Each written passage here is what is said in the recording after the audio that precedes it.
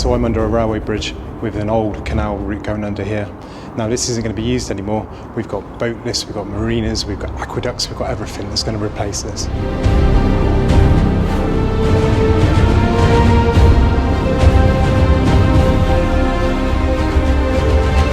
I'm on the Derby Canal, and this is the old canal route behind me.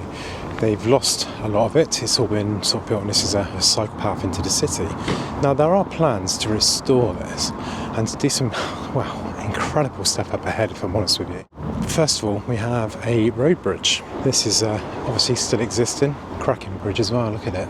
I imagine you used to have a path coming down the side there by the looks of it, but that's since changed. So this canal was originally 14.5 miles long, and will now be about 11.5 because there's bits they just can't do. And the detour we're going to see first of all is going to cut quite a lot off that went into the city centre. But they do have plans for a bit of a river access to the city as well, which we walk down. And if they pull these plans off, it's going to be a major tourist attraction in this country, up with the Falkirk Wheel and Anderton boat lift and stuff like that. It's really, really ambitious. So the canal would have gone to the left and still will to some degree, but the original route then would have gone into the city, and just beyond these buildings here it's going to branch off to the right and go on a new route. But we drop down to the river where we can get to the next section. So we've dropped down to the River Derwent now, and if you look just here, there's a railway going across, and the plan is for the canal to come across the other side of this in an aqueduct across here, crossing the river,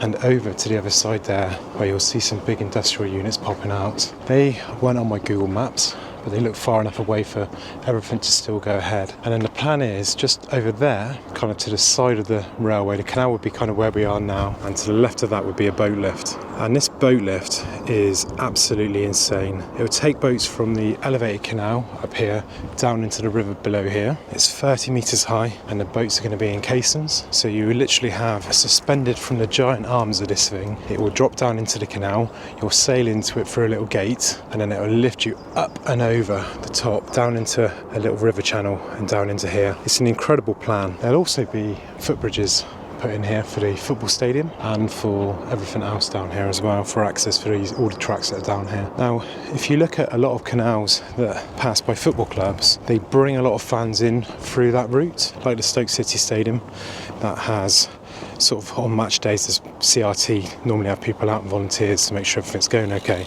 but it's good through route, so it brings that natural healthy corridor to come in that takes people off the road, and before a football match it's perfect for moving a group of people. So with the river down there, there's a railway viaduct.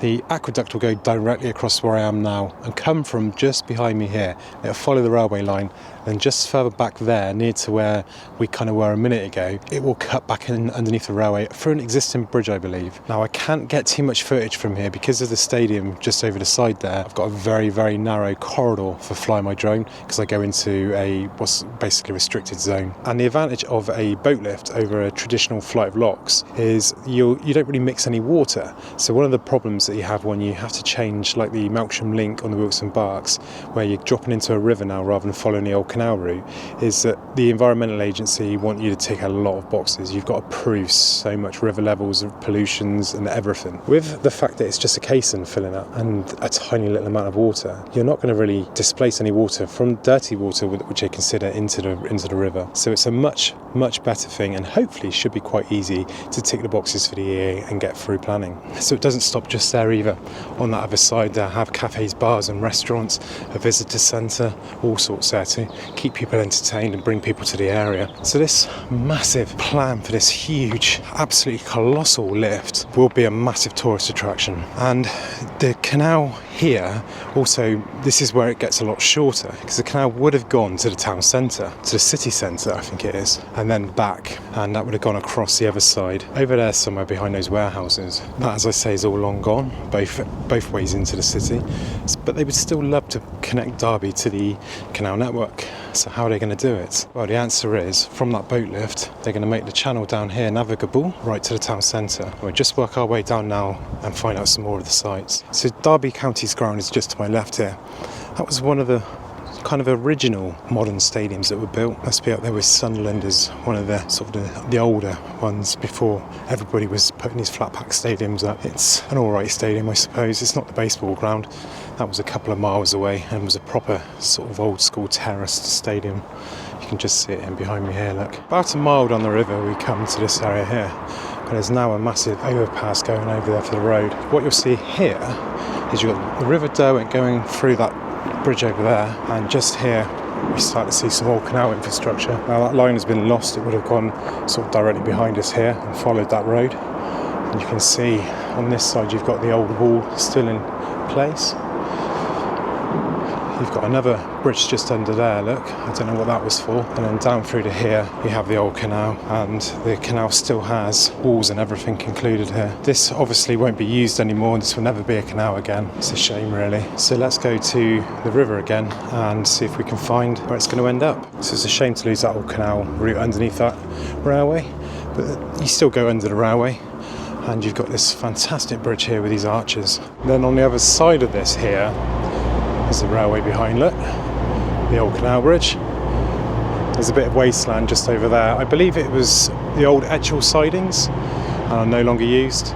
And the plan is to put a big marina in there. And then they'll have a lot going up into that. They'll have a luxury hotel, mooring facilities, apartments, entertainment venues for all the family. The hope is to have water festivals and stuff as well. So there's plenty to sort of go on over there. It looks like a really exciting development. It's bringing all these areas of Derby that are sort of run down and are not used, old industrial uses or railways, and it's redeveloping them. And it's bringing that blue and green corridor, that waterside living that everybody pays that 20% extra. So it's going to really boost this area to have that extra housing, that sort of canal side community that comes with all these river navigations and canals, obviously. And look at this, right in the centre of Derby. We've got the cathedral just over there, so it is a city.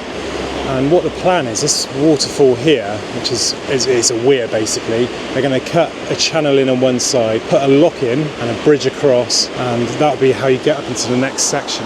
Now this was always part of the canal, and the canal used to come in from over here, where this Premier Inn is. And I'm not exactly 100% sure where, I'm hoping we can find it on the river.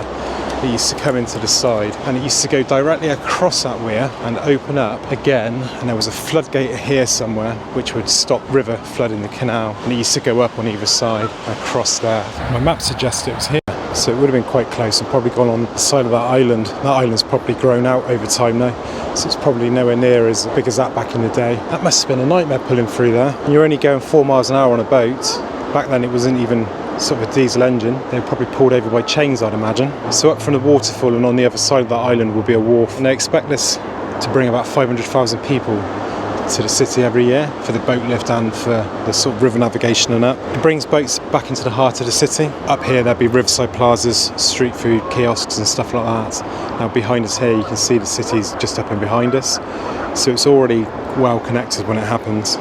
They also want to put a new clock tower here to showcase Derby's clockmaking heritage, which isn't shown off that much, but it was massive here in Derby once upon a time. It costs about 62 to 63 million pounds and about 11.5 miles long. So you can probably imagine a lot of it's quite rural, but this bit will bring in quite a bit. So I'd expect it to bring 20 million pound into the local economy every year, probably 60 to 80 million pound in health benefits and stuff. Yeah.